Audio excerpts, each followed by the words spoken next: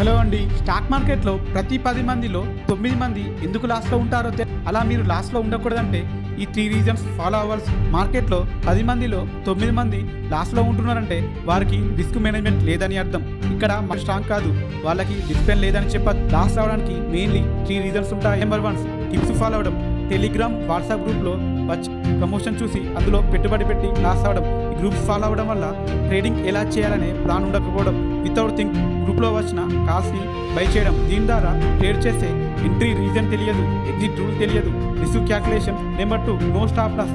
Loss వస్తే position ఎక్కడ ఆపాలో తెలియకపోవడం. నెంబర్ 3, పేషెన్సీ లేకపోవడం.